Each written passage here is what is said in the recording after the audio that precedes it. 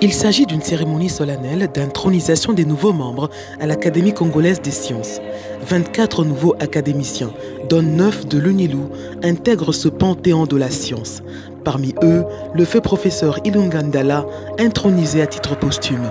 La COS contribue depuis 2021 au développement scientifique, technologique, social, culturel et économique du pays, dans un contexte mondial marqué par l'accumulation rapide des connaissances.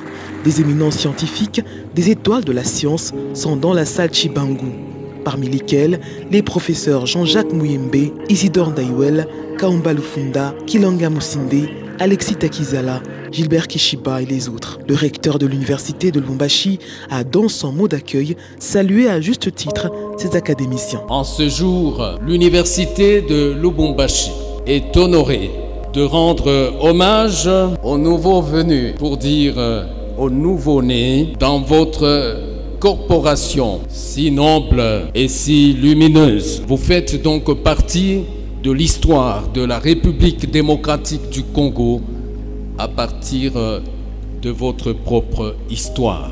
Pour sa part, le docteur Jean-Jacques Muyembe, président de l'Académie des sciences, a signifié aux nouveaux académiciens le rôle qui est désormais le leur dans la société. Placée sous la haute protection du président de la République, la COS est une haute institution de promotion de la science, de la technologie, des arts et des lettres.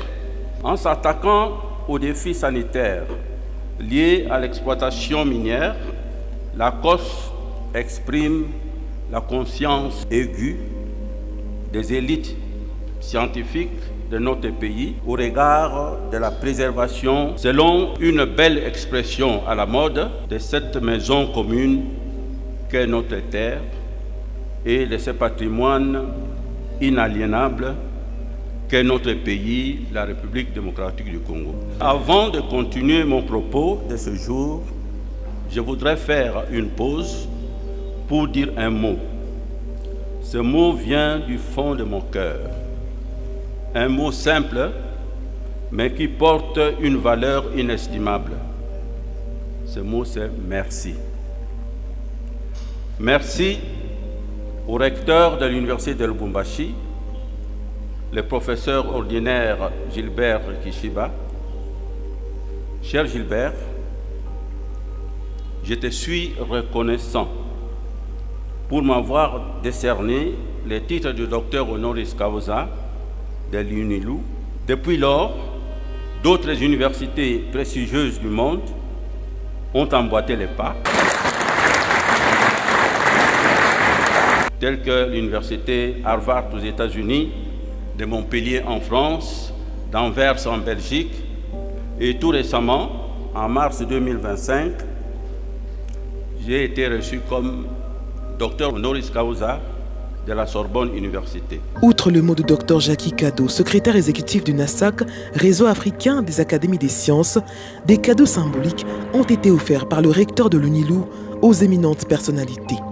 Il est à noter que lors de la matinée scientifique précédant cette intronisation, des questions liées à la pollution environnementale et son impact sur la santé publique en RD Congo ont été traitées par différents experts. Pour être membre de l'Académie congolaise des sciences, d'abord il faut en faire la demande. Et si vous en faites la demande, c'est que vous avez quand même d'abord une série de publications qui démontrent vos capacités scientifiques. Et vos capacités scientifiques doivent également être attestées par des parrainages. Des membres de notre académie, au moins 2 membres de notre académie doivent vous parrainer. Et il faut un 3e membre qui soit extérieur à l'académie et même qui soit extérieur à la République démocratique du Congo pour être sûr qu'à l'international, vous êtes aussi un candidat reconnu. Donc si vous avez les 3 parrainages, alors à ce moment-là, la candidature est techniquement en ordre. Alors l'académie se réunit et décide dans quelle section on va vous placer.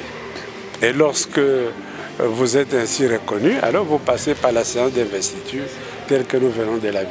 Ce sont plutôt les autres qui ont apprécié ce que je suis. Et ça n'a pas commencé ici, parce que je suis déjà membre de l'Académie des sciences, belles lettres et arts d'Angers. Et on m'a d'abord élu comme membre associé et 2 ans plus tard, on m'a confirmé comme membre titulaire pour occuper le fauteuil numéro 4. Et je le suis. Et lorsque la cause est arrivée, on m'a encore élu. Il y a bien sûr à la fois 2 regards. Un regard qu'on porte sur moi et un regard que moi-même je porte sur moi. Et les 2 regards convergent pour déboucher en fait à ce résultat. Gratitude au Seigneur, notre Dieu, celui qui donne à des êtres fragiles que nous sommes de lui rendre grâce, de témoigner, mais aussi de servir. Et ici, de servir par la science, servir la nation, servir l'humanité. Mais aussi un mot de gratitude envers les responsables de cette prestigieuse académie, de m'avoir accepté comme membre titulaire. Nous devons dire un grand merci au recteur, mais aussi à ces hauts lieux de sciences, cette université excellentissime qui fête son jubilé de platine, les 70 ans. Gratitude envers les collègues qui nous accueillent. Vous savez, pour nous, c'est un grand honneur, mais c'est aussi une grande responsabilité de continuer à produire une science de qualité au service de la nation, du développement de la RD Congo, servir dans l'humilité, mais dans la magnanimité, dans la dextérité. Et voilà, c'est un appel à continuer à rendre service par la science, par l'enseignement, par l'éducation comme laboratoire. Aujourd'hui, je me dis, comme académicien, j'entre dans un lieu qui est un laboratoire des architectes et des bâtisseurs de l'avenir du Congo, un Congo que nous voulons tous plus beau qu'avant. Pour moi, c'est vraiment un honneur d'appartenir à cette académie, surtout que ça s'est fait à Lubumbashi, où j'ai enseigné il y a 50 ans. J'ai enseigné à Lubumbashi en 1971 jusqu'à 1973. Donc il y a 50 ans, c'était un honneur pour moi de revenir à Lubumbashi. Cette intronisation, je l'accueille avec tous les sentiments de joie, parce que c'est un acte de reconnaissance très important.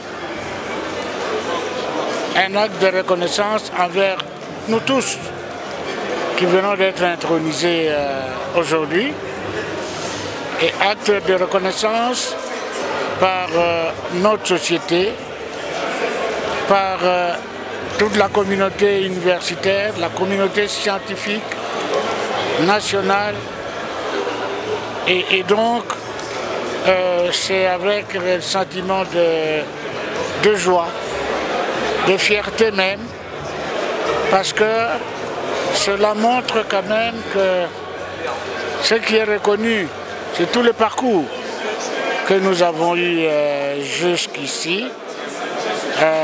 Et ce parcours, c'est toujours au service de la nation, particulièrement au service de l'université congolaise.